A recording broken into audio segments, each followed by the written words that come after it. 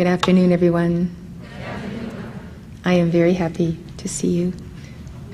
Very happy to be here, and I am definitely ready to transfer to you from my heart a message from Maitreya. So before we begin, I would like to invite you to stand for an invocation.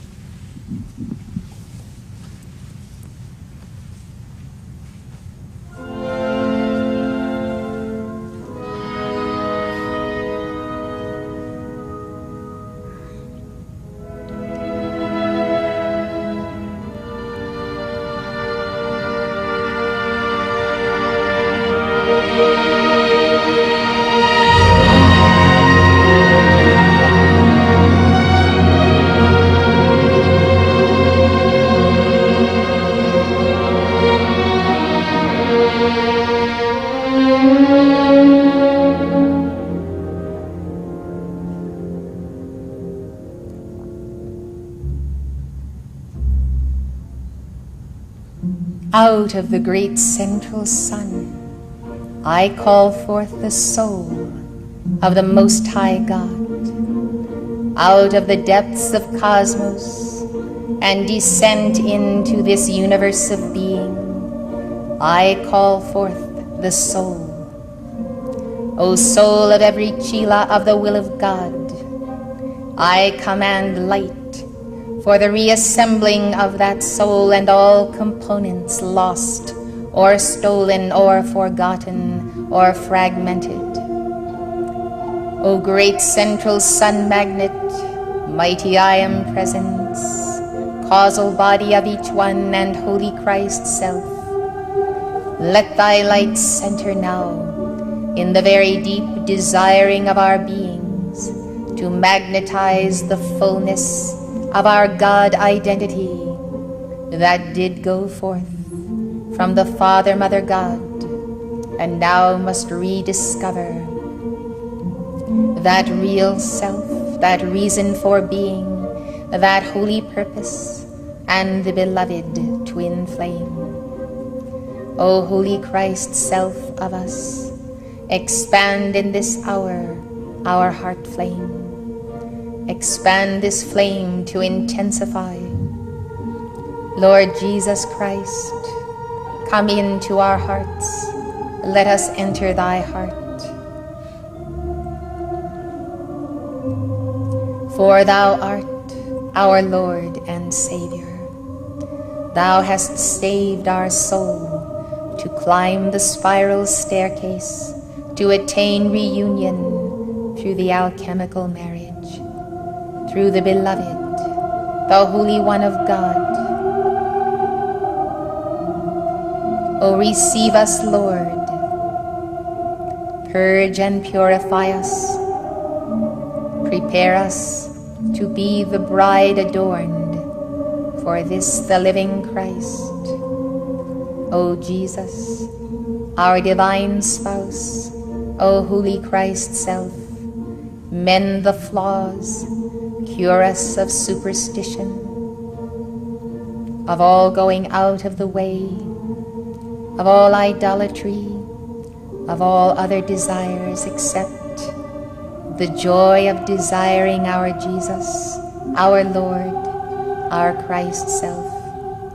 Seal us now, O God, that we might receive thy teaching and give it to thine own. Amen.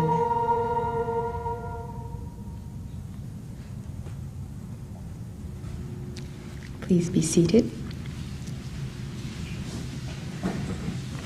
First, we will pass out to you the chart that I drew on the blackboard, the 7 principles of man. You have it. This covers the teachings that I have given on the chart. And as I refer to these terms again as we go on with the lecture, you can study the chart and keep this very carefully, because you will find that the Ascended Masters will be using these terms, and if you don't have your list or don't have it memorized, you will lose the point of their instruction. I'm speaking of any time in the future, because these are the terms we find in Theosophy, and we relate them to our terminology. The back of the sheet is very helpful because it gives you the sense of where you are in life. Here we are in the physical octave, and we know that the etheric octave overlaps the physical, but is not occupied except by those who have a higher consciousness. A realm of light can be congruent with ourselves, and yet we may not occupy it. At the same time, the astral plane overlaps with the physical plane.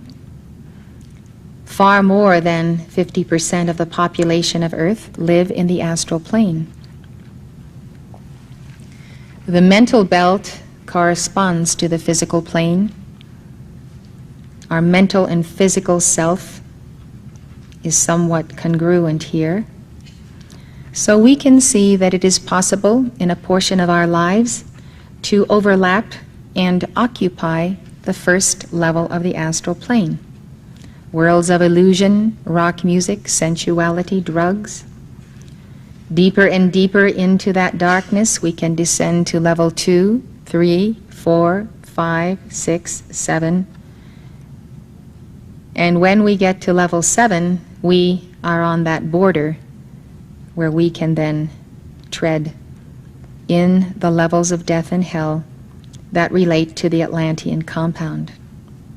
It is very dark at level 8, and it continues in blackness in continuing gradations to the very bottom, where life streams who have committed crimes against humanity wait out their cycles before the court of the sacred fire and the 24 elders. I have seen, through calls I have made for the binding of certain individuals who have been perpetrators of evil against mankind, that they have been in that 33rd level. And because their time was up, and I made the calls to God, they were bound and taken out of that level where they had been in and out of embodiment for many, many lifetimes, and since they passed on in their life in the 20th century. It wasn't many months ago that I was walking in the mountains up beyond the heart, and El Morya told me that it was time to make the judgment call upon some of the all-time darkest criminals against the human race. And El Morya showed me their situation, where they were, how they were allied, people on both sides of the fence who had joined forces in the international capitalist communist conspiracy were strange bedfellows. And it was an amazing thing to see that they could be bound and taken. It almost left a crater in the earth, the darkness, their darkness and the darkness of all their hosts that were taken with them. When craters are left by exorcism, whether in our own psyche or in the earth, they must be filled with light. So we can see then that the realm of wish fulfillment, Devachan, is in the first 3 levels of the etheric plane. That does not mean that those entire 3 levels are Devachan or have the Devachan experience, but if you are going to have an experience in Devachan, it is at that portion of each of those levels that you would be. So 5 talks about the monastery where Semla went. We know about the Tushita heaven from the introduction to Maitreya's Pearls of Wisdom, where Maitreya and the Bodhisattvas abide. Then there's the Sukhavati heaven, and the levels from which the dictations are given, which shows you the level to which the ascended masters must descend to deliver their dictations. So it's a good chart. It kind of makes you strive for that point of contact with God, whereby you say to yourself, I'm going to be certain that at the conclusion of this life, I at least get to the first 3 levels of the etheric octave or even beyond. There are saints that rise out of every walk of life.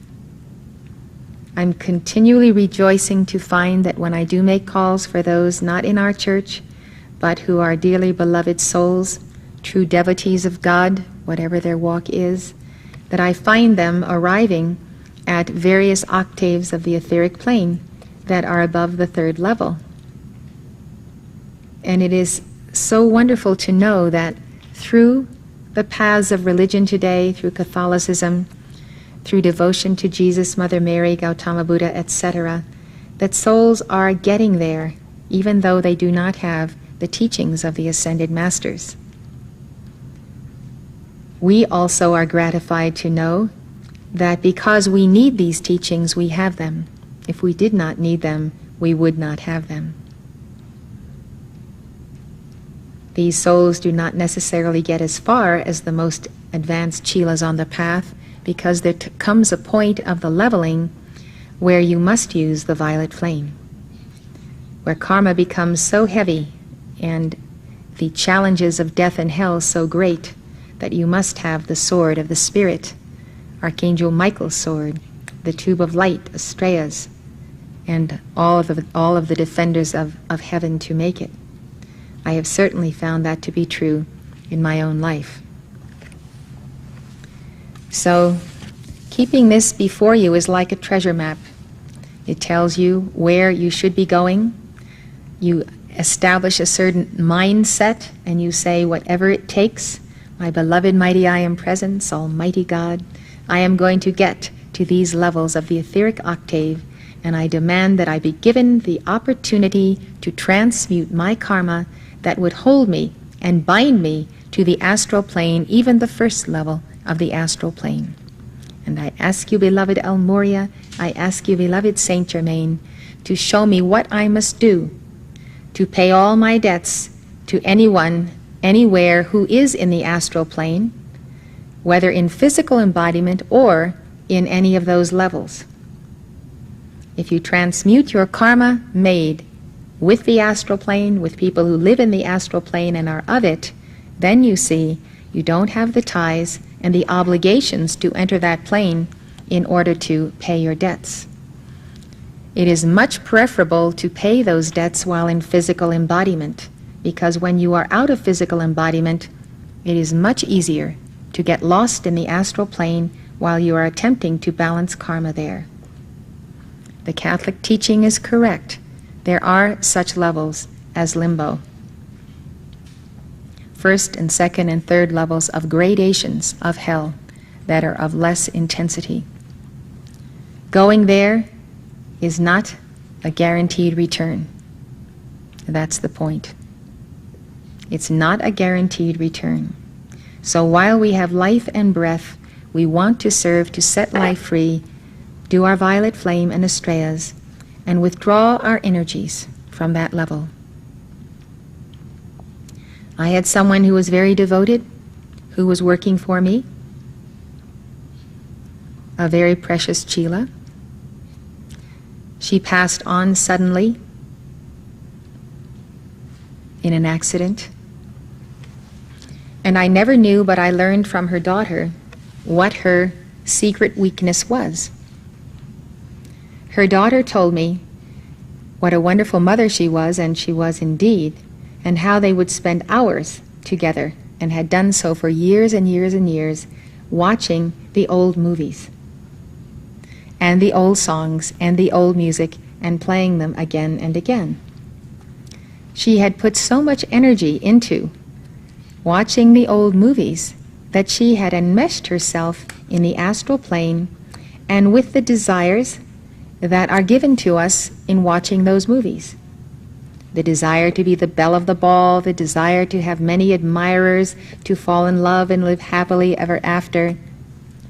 And the danger here is that she actually entered into her Devachan while she was in physical embodiment, when she should have been working to cut herself free from these lower energies.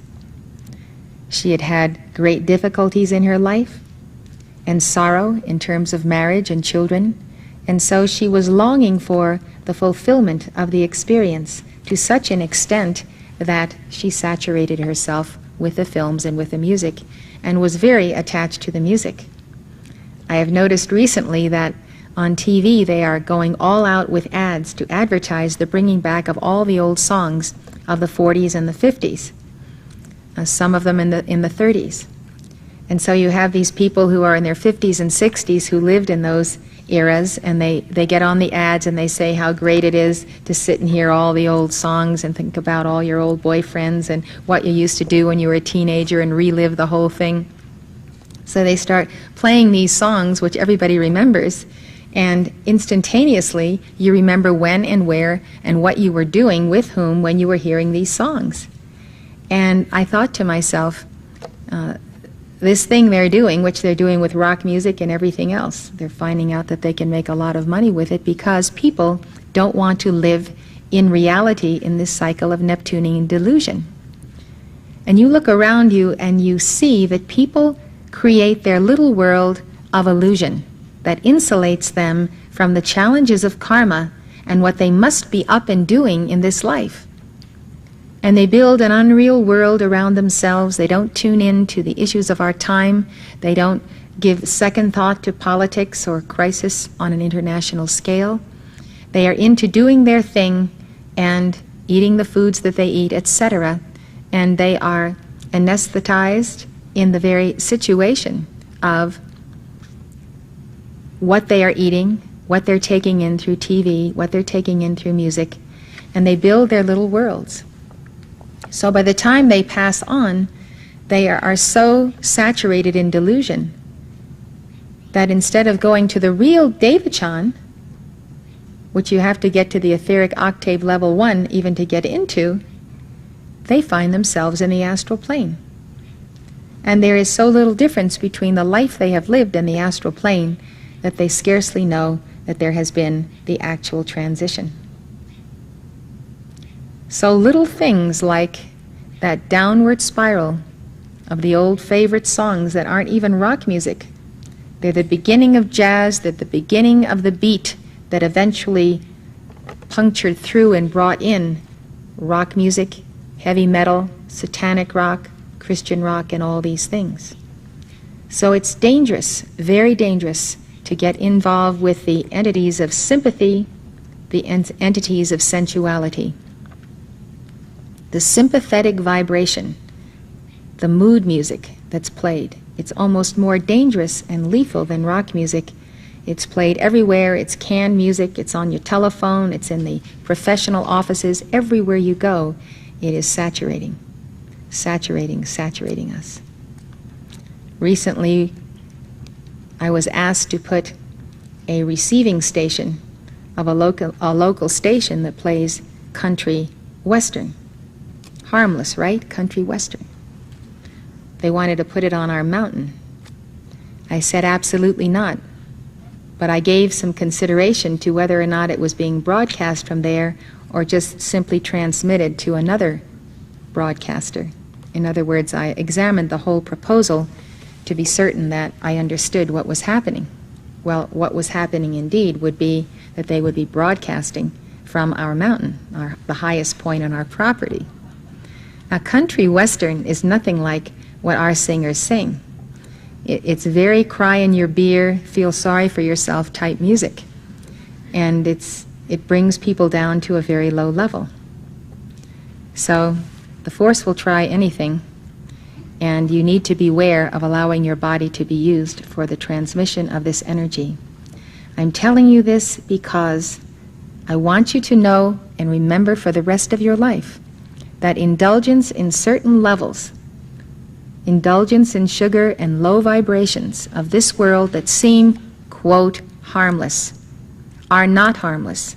And that is the mask that they wear, a level of harmlessness. But it is not harmless. They pull you down, and before you know it, you have an easygoing life, which includes the Master's teachings, but not too much striving, not acceleration, not a commitment really in your heart to your I Am Presence, to El Moria, and you find that you have crossed over into a lot of ties to the astral plane with very little real light momentum in your chakras. And you need that momentum in the hour of transition to make it to that first level of the etheric plane. When you get there, you're almost home free. I say almost because you can still be pulled away, but the safety is far greater. I would like to tell you the conclusion of the story concerning this devoted person who worked for me. After she passed on, she did go into the astral plane, and she spent some time there. I could not, with all of the calls that I made and that our community made, get her released from the astral plane because she was living out her illusions and all of the fantasies of the motion pictures she had seen. Now she was the belle of the ball. Now she was partying every night. Now she had male admirers surrounding her everywhere. The unfulfilled desires of this life. Desires propel you to a level where you may not even have karma. Gautama Buddha has taught us that our desires are what bring us back into embodiment, and they take us to the place where we can fulfill those desires, because until a desire is fulfilled, we still have the longing for it unless we can surrender it. So the quickest way to make the bad karma is to fulfill the desire, get it over with, see it for what it is, hopefully choose not to have to go through the same thing 10,000 times, to learn from a set of experiences that there is a certain futility in the fulfillment of all human desires we have. Some desires are ordinate, God has ordained them, and He arranges for us to be happy on the path with companionship and fulfillment, education, profession, children, happy families, and so forth. These are ordinate desires. They become inordinate when they become more important to us than our association with God and our path. That is the only place where the enjoyment of life becomes inordinate. And I'm not condoning those things which we recommend against, such as alcohol, drugs, etc., but I'm saying that the normal things that God has ordained for us can also be a temptation to accept them as a thing in itself, as an end rather than a means. And some people do shut God out of their lives when they have everything that they want, even though it is God who has provided it. So this is all a part of the subject, and today we are talking about dealing with death, discarnates, and malevolent spirits, with a commentary on Devachan. This is the second part of our lecture, begun in Seattle, continued. What then is the purpose of Devachan? Both Philos and the writings of Theosophy state that there is a beneficial purpose to the experience of what they call Devachan. It is more than mere wish fulfillment. In Devachan, the soul assimilates the fruits of active earth life. The soul also learns things which prepare her for her next life. When Philos is in Devachan, he conceives of situations in which he is a ruler. He says, "From these apparent actions my capacities were developed, and tests of the worth of my conceptions made. All of this resulted in making a concrete deduction which became a part of my mental being. Hence, in a new incarnation, I would come forth to mankind possessed of phrenological organs of increased power in the handling of political and social questions." Now, the book A Dweller on Two Planets was dictated in the last century when phrenology was popular. Phrenology is the study of the conformation of the skull, based on the belief that it is indicative of mental faculties and character. There is much truth to this. We have but to notice the difference between the skull of an ape and a Buddha. In Devachan, Philos also obtained added ability as a geologist, and he developed his capacities for handling social and political questions, as he said. Even if he didn't use the skills in his next life, they would be ready for his use on demand. That teaches you why sometimes when you're in a tight spot, you suddenly perform as you never have before. How many have had that experience? Most of us, right? We never know what we have direct access to in our causal body until a situation calls for it. You have developed that skill either in a previous lifetime or in a previous Devachan. Later in the story, Philos is given an educational experience in his astral body. An adept named Mol Lang takes him to the Devachan of another man. This man's name is Merton Fowler. He had been a frustrated inventor in a previous life. While on Earth, Fowler had visions of people benefiting from his inventions. This never came to pass. Consequently, Fowler's Devachan is a mechanical paradise where many people enjoy his inventions. He himself is a benevolent dictator. He has motor railways which are free to the public. No one has to pay who doesn't want to. While on Earth, Fowler had desired to correct abuses in the financial system. In his Devachan, he designed and minted coins which were distributed free to the people. The coins have his own face engraved on them. Around the edge, they bear the inscription, Merton Fowler, the people's friend. Merton Fowler's Devachan is a beautiful place. Gurgling brooks meander through flowery meadows. Groves dot the perspective, while far away on the horizon is a line of blue hills. Philos and his guide come to a tram station. They take the tram to the palatial residence of Merton Fowler. His home is filled with machinery designed to make life easier. Philos describes it as follows. It was a very paradise for a machinist, but I was not a machinist, and it fatigued me. The number of people was amazing. Mol Lang said that not all of these people were mere ideals of that prolific mind, Fowler, but that on the contrary, many of them were real personifications.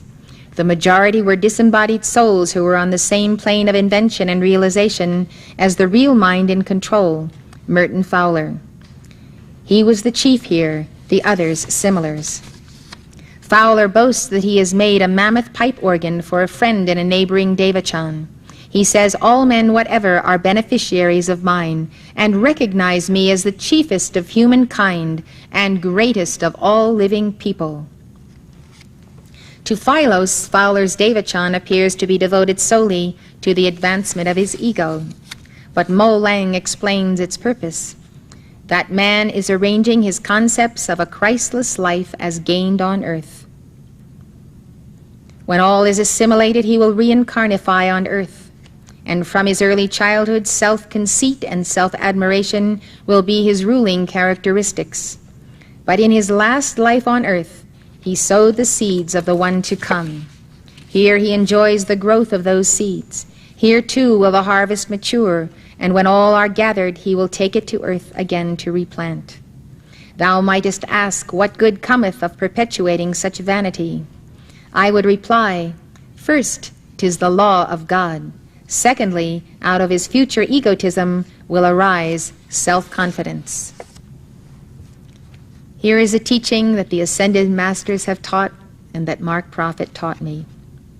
We must have a developed self or ego in order to be able to exchange it in self-confidence for the Christ mind. Unless we have a sense of who we are, unless we have that ego that is balanced, because we have had wise and loving parents, because we have a sense of self-worth and the holiness of God with us. If we don't have that identity that we have created, that we have built, then we have nothing that we can exchange for the Christ identity. Furthermore, we cannot even relate to the Christ identity or the Holy Christ self. You find people that have been burned out on drugs, their minds no longer function, those who have done nothing to develop themselves in many centuries, who are kind of empty, spaced out, have never determined to do anything, to set goals, to learn, to accomplish, and they come to the path of the Ascended Masters believing they will be taken care of. And the first thing they do, in a posture that is telltale, it's kind of without any strength, They kind of hang when they stand, and they droop, and their spines droop because they are depressed, because they have no self-esteem. And they will come to the altar, and they will surrender all that they are to God. The problem is they are not giving God anything that they have created, that they have built, which is acceptable as a sacrifice, whereby they can receive in return, increment by increment, their Christhood, their Christ self-awareness, and their Christ consciousness. So the path cannot even be begun until we build this true self that is ours. This is why it is so very important that we are with our children, assist them in evolving that self, that ego, that strength of purpose, that sense that they can do things, that they can accomplish, they can finish a task, they are good at many things. They have positive reinforcement as to who and what they are, and they are given the disciplines necessary to truly bring out what their soul is. When you bring up children in this way, then they are able to be adults as chelas on the path, to choose to be a chela because they have first been their own person, their own self, and already seen the futility of only having the human self, and realize that that human self is not really what they want. They might be successful, they may graduate from college with honors, they may be successful for many years in life, but all of a sudden there comes the day when you realize that this self is limited. It can never be the infinite self, the expanded self. It is not a vessel for God. It must be sacrificed on the altar so that we can then receive the real self, the Christ self. So Devachan and many lifetimes are intended to bring us to the place where we have fulfilled our desires, we are surfeited in all that we can do. We've done it all, we've seen the universe, and what we haven't seen, we see through others' eyes. We don't need to wander through the physical universe exploring it forever, like in 2001. We can get the message by one experience and say, I don't want to repeat this forever. I want to enter the mind of God and return to the place from which I descended, because this level, this vibration is not my home. I am not from this level. I am from above. We will never forget the words of Jesus when he said, to the fallen ones who attacked him, you are from beneath, I am from above. And that above is the etheric octave. We don't want to stay where they are. We don't want to abide in the levels of the astral plane. So self-confidence is very important, but we always teach children in that self-confidence in their accomplishments to give glory to God and to their Christ self, and to understand the principle, the Father worketh hitherto and I work. I am working with my mighty I am presence, I am working with my holy Christ self, but they will not do the work for me. I must do it myself, by their grace, by their love, by the gift of free will. This is a very important point. It is pivotal in your life and in the lives of all whom you will meet, and you must be able to explain it to them. The ego is not good or bad. What we fashion the ego into may be good or bad, but the ego is a point of self-identity, the point of self-worth and self-confidence. Merton Fowler's spirituality of temperament is large, his animal qualities well-balanced and strong, and the good of all his conceit will manifest itself next as a governor of those forces which will lead men forward. Ere he died on earth, he was a retiring man, timid, feeling himself never appreciated. When he next appears, there will be a strong soul and a leader of men to higher levels of life. Truly, Philo said, all things under the hand of God work together for good. Philos then visits another Devachan, that of an artist. Mo Lang tells Philos that this artist, while on earth, was a very pleasing writer, albeit extravagantly hopeful in his imaginative excursions and thought plays. This was doubtless the reason of his popularity as an author. His mind dwelt on the sublime in nature and on the good, the true, and the beautiful. Here in his heaven he lived his books, and found all about him the characters, the emotions, the delicate imagery, and the sublime beauty which made his pages seem real to their readers, and over which tears of sympathy were shed by most perusers. A peruser is one who peruses. I would like to tell you that peruse seems to me to be one of the most misused words in the dictionary. How many of you know what the meaning of peruse is? Say it out loud. To scan. What else did you say? Say it out loud. To look over. To examine. To go over lightly. You're all victims of the misuse of this word, except the person who said to examine. Peruse means to examine or consider with attention and in detail, to study, to read. It comes from the Middle English per, thoroughly, and usen, to use. I stopped to give you this definition because I don't want you to appear ignorant anymore in circles or in places where you might be giving lectures or speaking with people. So when you peruse a book, you examine it, you consider with attention and in detail, you study, you read. So to scan a book is not the correct meaning. Let us correct this, though you will not be around, at least in this life, this quarter of Summit University, to take a test on this particular lecture. I can promise you that this vocabulary word is going to be thrown in to any and every lecture.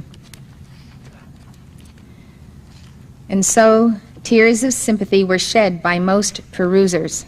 You can be certain that Philos and his amanuensis have a great command of the English language, and they know exactly how they are using words. It's a good study of the command of English that even a teenager had in the 19th century. Remember, the amanuensis was a teenager, Frederick Oliver. And so, Philos continues about the artist. To him also these things, figments of his imagination when penned, were here become what his desire had always painted, realities, and he enjoyed the seeming actuality, nor knew it but a dream of his life's nighttime. Of what use, since it was only a dream? Philos answers his own question.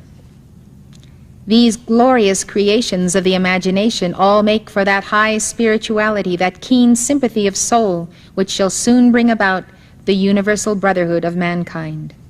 It shall dawn with the dawning of the new century, creedless, boundless, asking nothing of any affiliate, except high, unfaltering aspiration and action.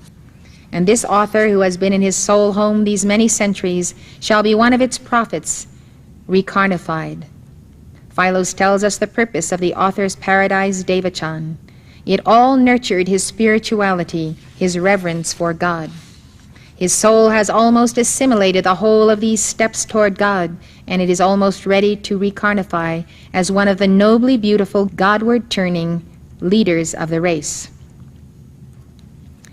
Now, I would like to say that Philos himself, as an unascended being, when he dictated this book in the last century, had the highest hopes for the 20th century and the return of Atlanteans and of Atlantis.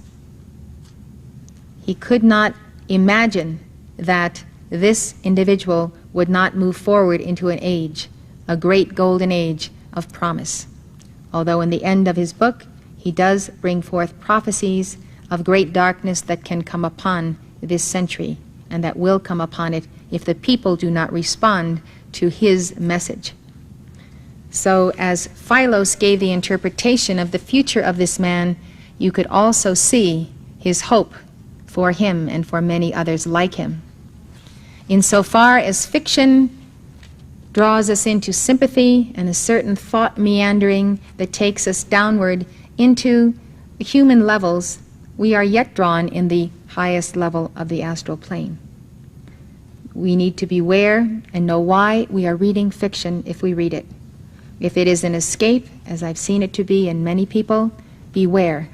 Because when it is an escape, you are escaping into a devachan that an author has created by his fiction for you to occupy and thereby be aware of as you go through a life that you're not happy with, that you're not fulfilled in, and therefore you need this titillation of the excitement of fiction.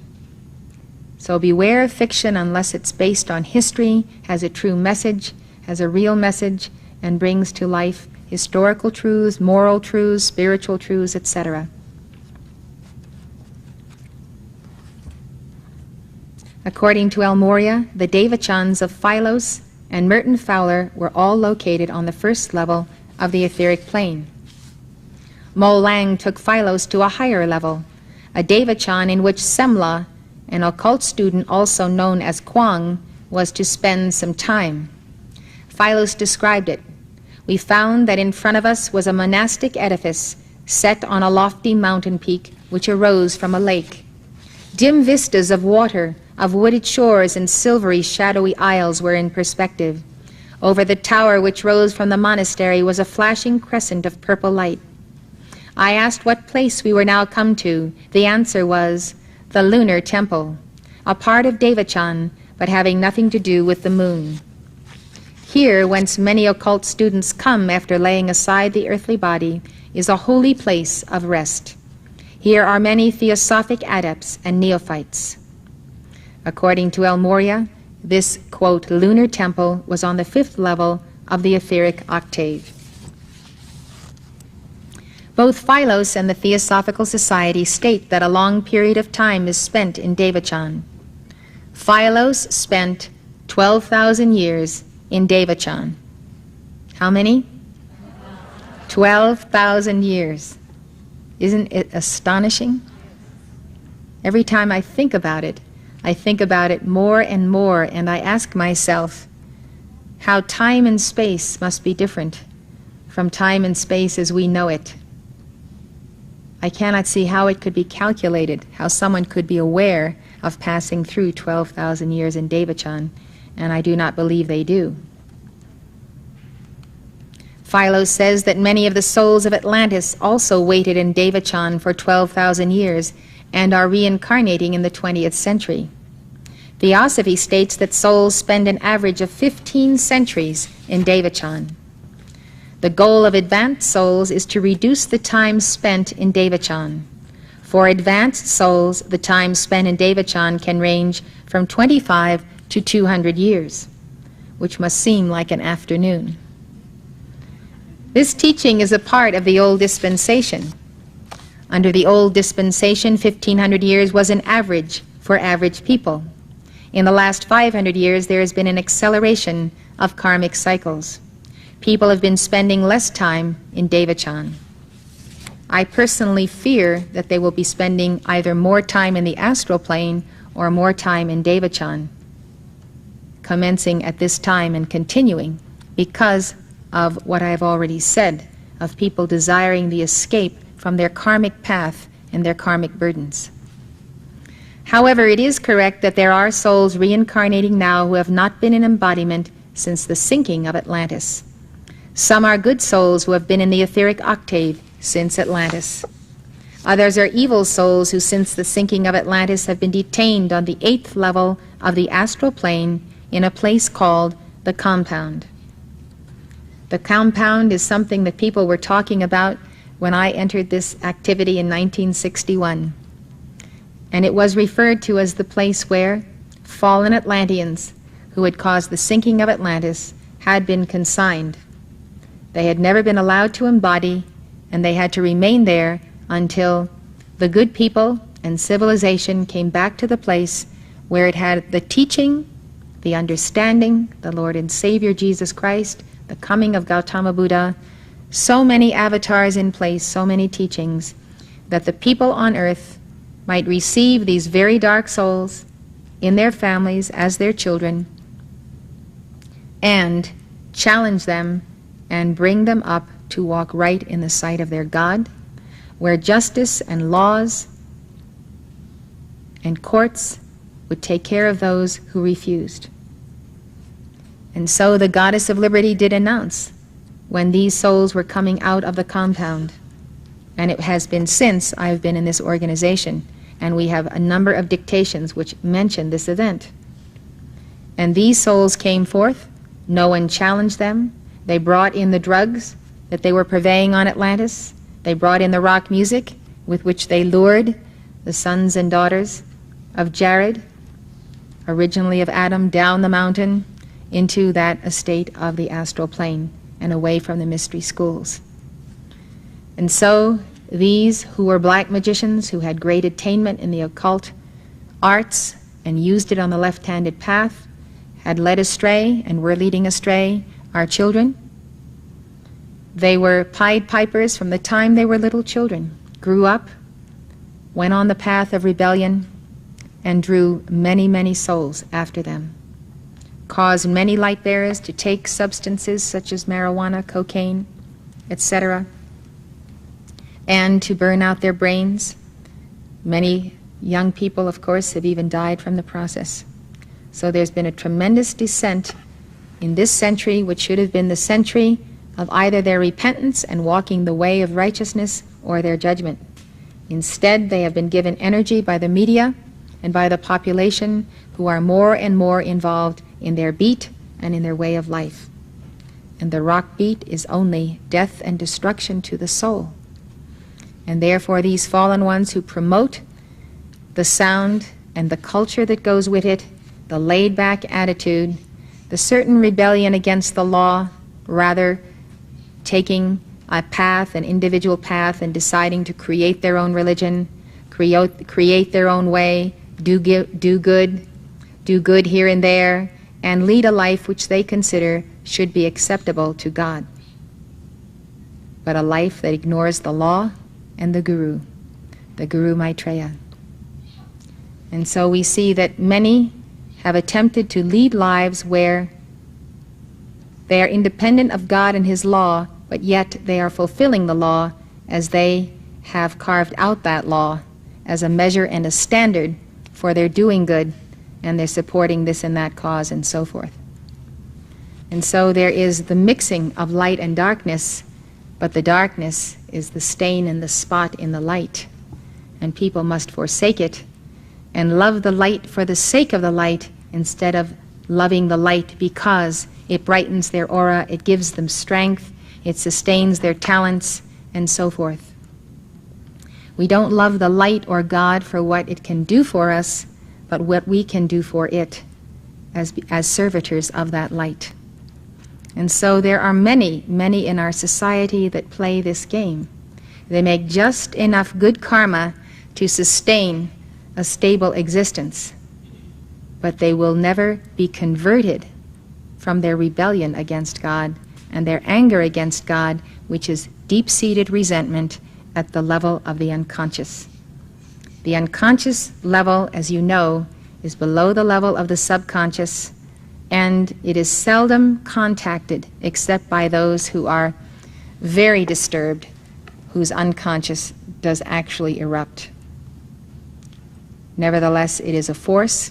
It's tied to the compound because it is tied to all individuals who have ever rebelled against God. When you call for the binding of the dweller on the threshold, you should name the fallen angels, the international capitalist communist conspiracy, and the fallen ones who've led our children in the lowering of the Kundalini through rock music. So there came a certain point of allowing these souls to embody out of the compound when the Goddess of Liberty announced that they had to stop allowing them to come in because they were working so much destruction and so many innocent souls of light were being destroyed by them. Philos was required to spend 12,000 years out of embodiment because his karma dictated that if he misused his opportunity in America, as he had on Atlantis, he would have to wait a long, long time for another opportunity. As we have seen in the painful outplaying of the events in Zaylam's life, that he did misuse the great opportunity he had on Atlantis. From poor mountaineer to servant of Incal and the people in the highest circles of government. Had he abused his opportunity in the 19th century, his soul could have been lost for a long time, if not forever. His sins required him to make it in a certain cycle when it was possible for him to balance his karma. We need to understand that persons and circumstances must come together in an optimum astrology. And I use the word astrology as a term for configuration. If you see all the people in your life as people on rings of importance, those closest to you are on the inner rings. And as the rings go out, as though you were a great atom with many shells, and so you regard people more on the periphery of your life at certain positions, and those that are closer to you and those that are way off in the far distance. Yet all of these peoples, groups, societies, universities, institutions, everything that goes on a planet is integral to your balancing of your karma. All those things must return to that place where you can balance karma personally, get into a situation where you are with your group of souls, the souls who are part of your mandala, have some association on the inner or the outer with your twin flame. When you think of everything that has happened to you in this lifetime alone, who you have met, what you have seen, where you have been, the influences upon you, what has led you to be the person you are, all of this is what I call the convergence of cosmos. For you and you alone, the whole cosmos has converged at a point in time and space to save a single soul, your soul. You just have to know by the very fact of being in incarnation that this is the optimum opportunity that God could give you to come to resolution with every part of life, beginning with Him, not ending with Him, but beginning with Him. So the 19th century was a time in which it was most propitious for the soul of Zalem to make it. You can see, according to the conditions we are in this realm of relative good and evil, we got here because we decided to come here, because we decided to leave off of a mystery school and a guru sometime in the ancient past. We're in a world where things appear one way one day and another way the next. People are fickle in their emotions and their feelings. They read you one way, they read you another. Nothing is clear. Everything is in motion. It's like being under the sea. The sea distorts the size and shape of the fish and the sea life that you look at under the water. We cannot see clearly as with the all-seeing eye of God. So sending a soul into this level, because the karma of that soul is here, is a calculated risk. God takes the calculated risk, you take the calculated risk. You take it because you must. Your soul is that pearl, and that hymn to the pearl is one of the greatest of all Gnostic texts.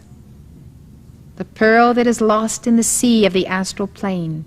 You must go down and find that pearl and rescue it. It's the pearl of great price. What is its price? Jesus Christ paid the price for that pearl. But it is your soul, and now you must pay the price. So when you are in the octaves of light, you are full of fervor, you are determined to go down and do it this time, to raise up your soul, to integrate with it, to draw that soul to the level of the Holy Christ Self, to balance your karma. You are fully charged with a determination. And then you enter the four lower bodies, and you get into the records of old karma and old desirings, and especially old resentments and old hurts and anger against this one and that one because they did you wrong.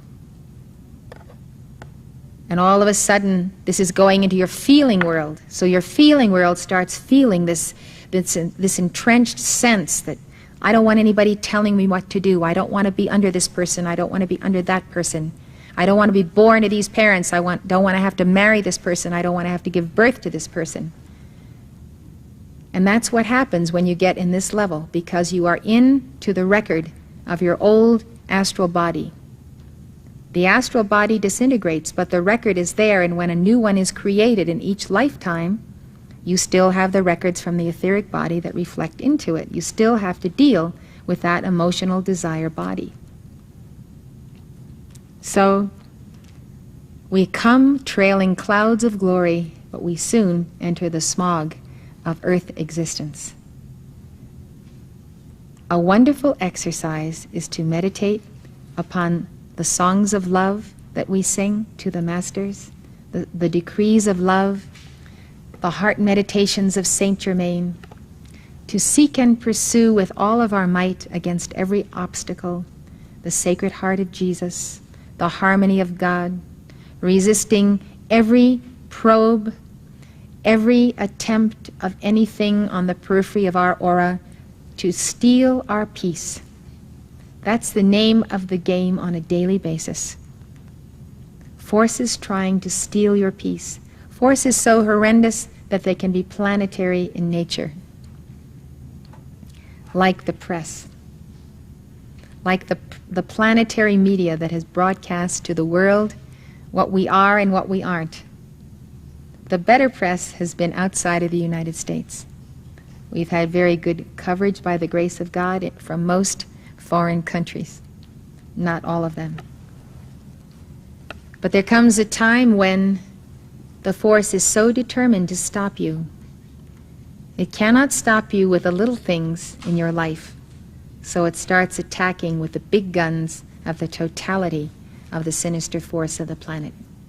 But it will attack you on little irksome things so that you will lose your peace. If you want to know what I think life is all about, I will tell you. I believe that life is all about becoming an adept, becoming a Chela, and dealing with those forces that challenge us and try us and attempt to move us from the seat of the heart chakra and the threefold flame. To meet the challenge and beat it, we have to deal with our psychology, the records of our karma, our will, our froward will, and all of our desirings. But when we want God more than anything in this universe, and we be still and know that the I Am Presence in us is God, we will not be moved from that center. I challenge you to try it on a daily basis and see what happens when you do not allow yourself to be moved by anything or anyone that comes your way. You could keep a notebook on this, and you ought to if you're serious about it. Because then you are kind of playing a game with yourself, and you get a good grade if you resisted the momentums of depression or despair or envy or whatever may be the weakness. And you notice when you don't, you notice when your energy descends, you notice what you eat and how it affects you and how it takes you from that centeredness, etc., etc. You become an observer of self. You know yourself inside out, but you are not that self. You are the point of light within. You are the Christ, and you are the soul that is gaining self-mastery. You will not be moved by your four lower bodies or the attempts to break that wondrous love tryst that you have with Jesus. This is how you eliminate the risk in the calculation. The calculation of your life is that God put you here, and the Bible promises you that you will not be tempted beyond that which you are able to resist. God does not allow you to be tempted except in matters where you have, if you want to, you have the momentum, the strength, the intelligence to beat that temptation, that illusion. So you see, it is not really a risk. but it takes all of your love and all of your striving and all of your determination, and the flame you need is constancy. Don't be down one day and up the next. Have a constant middle way of Gautama Buddha. Keep steady. Not a flash in the pan, not a shooting star, etc. The situation into which Zalem was sent to gain his mastery was ideal. That's what America is today for many people, and it can be for all people, an ideal situation.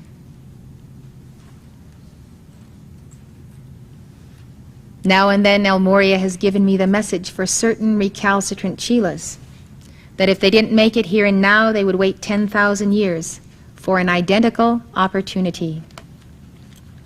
Such was the weight and the complexity of their karma. Often these people have scoffed at the teaching. Some of them have left, quoted me to the press and the anti-cult movement as being manipulative, as though this was a big joke. But the law is true, and a dweller on two planets confirms the great law of cycles governing the return of karma. When I was preparing to give you this lecture today, El Morya gave me an added teaching. And he said that not only is it 10,000 years, but often the cycles of karma can only be balanced in the same age in which that karma was made. We have just finished or are in the process of concluding the age of Pisces. There are some people who could not balance their karma until they waited 25,800 years since the last age of Pisces. So it's not just a matter of 12,000 years or 10,000 years, it could be the entire cycle, having to return and pass your tests under Pisces. El Morya gave instruction to certain souls in the mystery school that they would have a certain discipline because they had failed a test which they had failed when they originally left another mystery school and another guru. And this was the mystery school where they had to pass their test. They didn't even have the momentum to get here on their own. They were brought by angels of the masters to the mystery school so that they could meet and pass their test. Yet they failed it again. And in that repeated failure, El Morya, out of his great love and compassion, gave them a stiff discipline, but one that they could complete. And it is stiff, but they can complete it.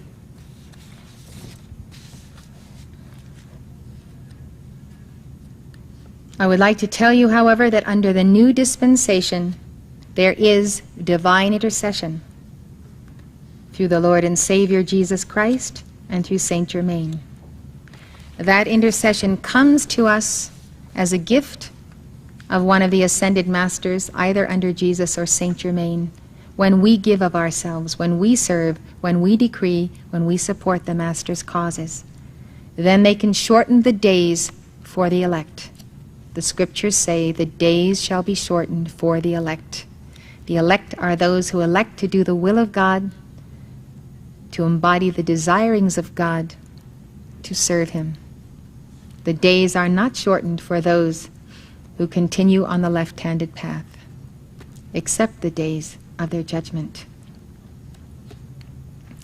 I would now like to go into a discussion in greater depth on the subject of the astral shell, or Ka. Let us return to the scene of the imperial palace in Kai Fu, when Zalem attempted to get the attention of the emperor after his passing. As he stood there clothed in his etheric, mental, and astral bodies, his astral shell entered the palace. Philos recounts the story. As I stood by Wallen's side, having abandoned the attempt to impress him with the knowledge of my presence, a human shape came into the apartment. Shape? It seemed as real as any of the courtiers sitting by the arch of the doorway. None of these latter appeared aware of the new arrival, except the Rai. No one beside myself saw him, but continued their talk. I had been dumbfounded at the strange resemblance of the new arrival to myself. But I was immeasurably amazed to hear the Rai exclaim, "What? Zalem dead? Dead?" An attendant, hearing this exclamation, but seeing only the sovereign, hastily went to him, inquiring his pleasure. As he approached, he passed directly through the form which Wallen had addressed by my name.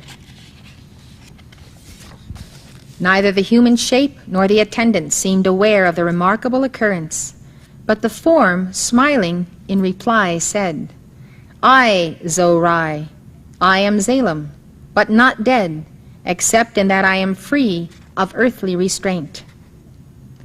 Confused, almost stupefied by these happenings, I sank on the divan near me. Wallen could see what purported to be me, was indeed a very image of me in looks, speech, memory of events, in fact really was the psychic counterpart of my life and self. But he could not see me. Mystery, aye, mystery. How many had death to reveal to me? Had I remained to see, I would have seen Wallen, son of the solitude, go forth in his own astral shape after retiring his corporeal body to his secret chamber, that no harm might come to the body while he was away. He's talking about the Rai's etheric body. And the shell Zalem would I have seen go with him to the Inca-Lithlan, and there should I have seen the Rai cause it to pass into the unfed light. But of all men on earth, only the trained eyes of a son of the solitude could have seen what then happened. The shell would not have emerged from the Maxin evermore. The Maxin light, as you know, was the unfed flame that burned on the altar in the great temple of Atlantis. It had been placed there by Jesus Christ himself in 15,000 BC, and it burned for an extended period until just before the sinking of Atlantis. People believed that the unfed fire of the Maxin light would free the soul from all earthly restraints, and into this flame the people put the bodies of the dead or their ashes. Anything put into the flame would simply disappear. The flame would dissolve it. And so the emperor saw to it that this astral Ka, which is spelled K-A, which is an Egyptian term, was dissolved and neutralized. It was consumed by the unfed flame, and Zalem explains why he did it. Why destroy it? So that it might not go forth in the earth and impress sensitivities such as the Velksman, whom I had impressed in Umar, Peru, and whom my shell might otherwise continue to impress. Thus might have resulted much trouble, for this astral of mine was but faithfully repeating my final words ere I parted company with it, when it said to Wallen, there in Agako, I am not dead. Wallen did for Zalem the greatest favor that any master can do for his Chela. This is not something we can do for ourselves unless we are already adepts, once we have passed from the screen of life. If you have no other reason in your mind today why you should be a Chela of an ascended master, this is a very important reason, to have that protection. The astral shell, also known as a ghost or spook, often repeats the last words of the individual. Philos continues, saying that the astral shell has a decay rate. According to El Moria, in some cases the double can stay within the confines of Earth anywhere from a few minutes to an age. An age is like 2,150 years or longer, depending on the cycles that he would be talking about.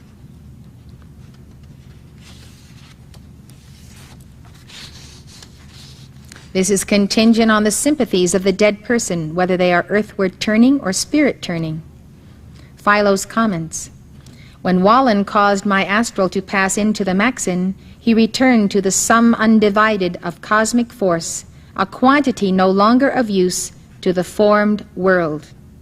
He returned to the sum undivided of cosmic force, a quantity no longer of use to the formed world. No matter who the deceased is, the astral shell needs to be consigned to the sacred fire. This is the call that I am empowered to make on behalf of keepers of the flame and communicants and some others. For the dissolution of the astral shell must be complete at the time of passing. If it is not, this Ka can in anger perform wicked deeds endlessly, and the karma accrues to the soul, to you and me, the individual. For the Ka is the residue of the astral self, even of the unconscious self and the dweller, the residue of both. In addition, the Great White Brotherhood recommends cremation of the physical body. Sanat Kumara gave us the following teaching on cremation. He said cremation allows the soul the freedom from all earthly ties, as the four lower bodies are demagnetized simultaneously by the physical fire and the spiritual fire. The ministers of our church are taught to invoke the power of God to demagnetize the body. By this means, the light is withdrawn, repolarized, and sent to the level of the Holy Christ Self. At the same time, the invocation is offered for the binding of the astral shell, or the Ka, that it may be cast into the sacred fire, the Maxin light. This service comes under the office of the messengers. Therefore, always invoke our electronic presence, that we may offer these invocations with you and reinforce your inner temple work on behalf of your family, loved ones, and others. During or after cremation, an ascension service is held for the one who has passed on, to cut free the soul and assist her in her journey to her lawful place of rest and recreation. It is necessary that these matters be tidied up on behalf of the loved one who is departed. Through cremation, the advanced soul is liberated to take flight with Sanat Kumara, the flying eagle, to pursue the initiations of the mother in the retreats of the Great White Brotherhood. This way, says Sanat Kumara, the demons have no prey and the vultures no flesh and blood. And the astral sheath itself, consumed by the physical spiritual fire, may not roam the earth, a ghost of the former self. The astral hordes that would devour the coils of light are themselves put to flight, for the soul has clean escaped the mortal round and is heard singing heaven-bound. End of quote. This is the teaching of Sanat Kumara, that it is essential to use the fire element in cremation at the transition called death, so that there is a demagnetization of the cells of the body of the light that they contain. If you have walked this earth and your body is filled with light, that light needs to be taken up into the higher permanent vehicles. If it is left in the cells of the body, the cells of the blood, as it is left when the body is buried, then astral entities may come and steal the light from you. And these are the real grave robbers. They steal from the body the light that you have garnered in your spiritual path. Sometimes that light is cumulative from many lifetimes. The fire releases that light from the cells and atoms and enables it to return to the Holy Christ Self. So also the astral Ka, a double of oneself, can go out and do harm in one's name, thereby creating karma for the soul, even though she is not part of that shell any longer. And once she enters Devachan, or her lawful place, she will not even be conscious of what that Ka is doing. Therefore cannot exercise any control and restraint over its actions. It is important that the Ka also be consigned to the spiritual fire, which is why a memorial service and a prayer vigil must be kept. Until when?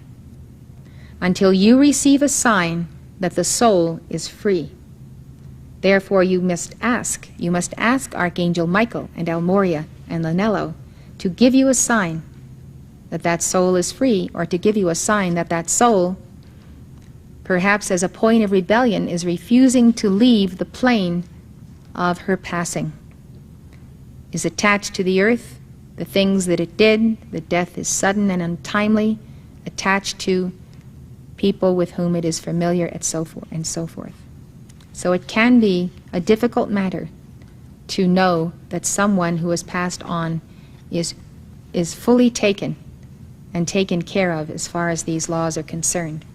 If you need help in this situation, just be sure to call on me. I also would like to make the point that you can and should insert formal instructions for cremation in your will that is binding upon your heirs, to be certain that those who succeed you, who are legally accountable for your remains, will abide by your instructions.